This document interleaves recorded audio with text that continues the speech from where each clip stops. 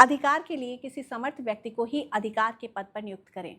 बहुत दिनों तक प्रभुत्व संपन्न पद पर एक व्यक्ति को ना रहने दें, क्योंकि प्रभुता का मद पीकर कौन प्रमत्त नहीं हो जाता है। नमस्कार दोस्तों, आज के इस बेहद खास एपिसोड में आप सभी का स्वागत है। इतिहास गवाह है कि जब जब किसी संगठन या साम्राज्य में पदों का गलत बंटवारा हुआ है, वह साम्राज्य ताश के पत्तों की तरह ढह गया है। सत्ता और जिम्मेदारी को संभालने का सही तरीका क्या है?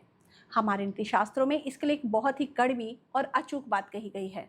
अधिकार के लिए किसी समर्थ व्यक्ति को ही अधिकार के पद पर नियुक्त करें। बहुत दिनों तक प्रभुत्व संपन्न पद पर किसी एक व्यक्ति को ना रहने दें, क्योंकि प्रभुता का मद पीकर कौन प्रमत्त नहीं हो जाता है। आइए इस गहरे विचार को आज के दौर के हिसाब से समझते हैं।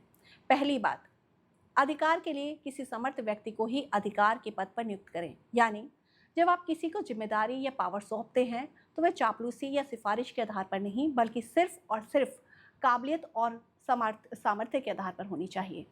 अयोग्य व्यक्ति के हाथ में आई ताकत पूरे सिस्टम को बर्बाद कर देती है। लेकिन इसके आगे एक और बात कही गई है, बहुत दिनों तक प्रभुत्व संपन्न पद पर एक व्यक्ति को ना रहने दें, चाहे कोई कितना भी काबिल क्यों ना हो।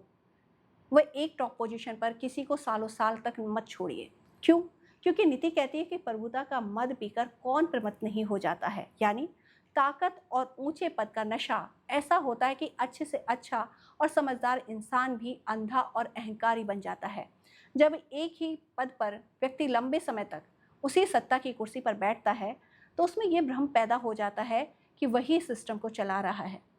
वह नियमों से ऊपर है। बदलाव और रोटेशन बेहद जरूरी है ताकि संगठन में नई ऊर्जा बनी रहे और कोई भी व्यक्ति खुद को संस्था से ऊपर ना समझने लगे, चाहे कॉर्पोरेट की दुनिया हो, राजनीति हो या कोई सामाजिक संस्था।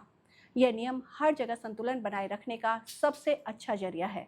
दोस्तों, पावर और पोजीशन को लेकर ये प्राचीन सीख आज भी कितनी प्रासंगिक है, इस पर हमें अपने विचार जरूर शेयर करें। आज के एपिसोड में बस इतना ही। सुरक्षित रहिए, सीखते रहिए। नमस्कार।